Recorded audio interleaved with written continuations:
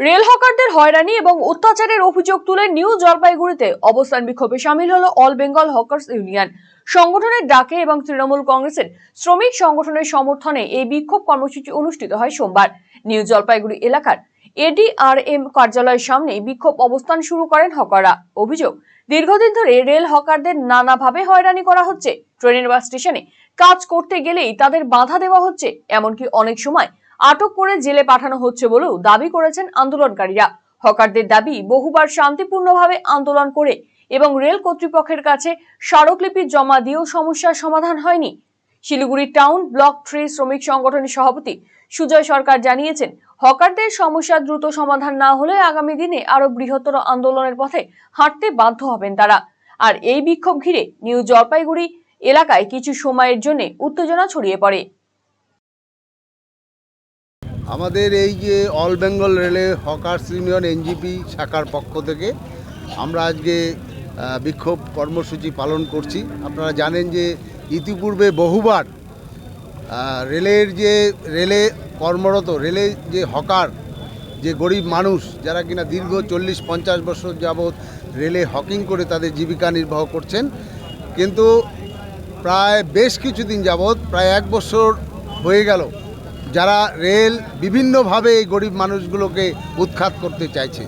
আমাদের স্পষ্ট বক্তব্য, আমরা এই গরিব মানুষগুলোকে উৎখাত হতে দেব না। আমাদের বক্তব্য হচ্ছে যে রেল যেভাবে প্রতিদিন তাদের উপর দমনপীড়ন, অত্যাচার এবং তাদেরকে ধরে নিয়ে গিয়ে জেলে পুরে দিচ্ছে, লকআপে পুরে দিচ্ছে, তার জন্য দমনপীড়ন চালাচ্ছে, তার প্রতিবাদে আমাদের আন্দোলন চলবে। আমাদের স্পষ্ট দাবি, এই গরিব মানুষগুলোর বৈধ কার্ড দেওয়া হোক, তারা বৈধ কার্ড পেয়ে হকারি করবে। আমরা চাই না যে একটাও অবৈধ হকার, ইলিগ্যাল হকার ট্রেনে চলুক।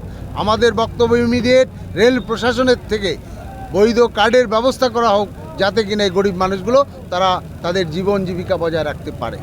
আপনারা তো জানেন যে প্রতিনিয়ত আরপিএফ পোস্ট থেকে শুরু করে এডিআরএম থেকে শুরু করে ডিআরএম থেকে শুরু করে বিভিন্ন জায়গায় বিভিন্ন ক্ষেত্রে আমরা বহুবার ডেপুটেশন দিয়েছি, দাবি জানিয়েছি, শান্তিপূর্ণ উপায়ে আন্দোলন করেছি।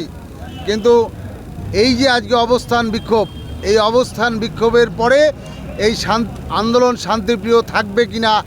এখন আপনার প্রিয় রায়গঞ্জ শহরের বুকে মোবাইল এবং নানান ধরনের নিত্য প্রয়োজনীয় ইলেকট্রনিক্স এবং ইলেকট্রিক সামগ্রীর বিশাল সম্ভার অত্যন্ত সুলভ মূল্যে এই সমস্ত সামগ্রী পেতে আজই আসুন মুক্তি স্টুডিও ও সুপার কালেকশনে।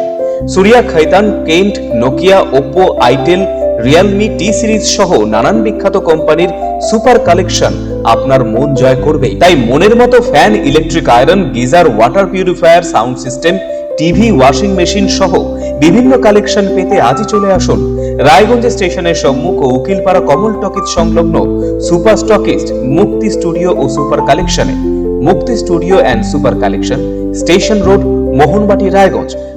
কলকাতার RGM Ayurvedic medical college and হাসপাতালের medical officer doctor Somnath Dutta এখন নিয়মিত রোগী দেখছেন রবিবার, সোমবার এবং মঙ্গলবার।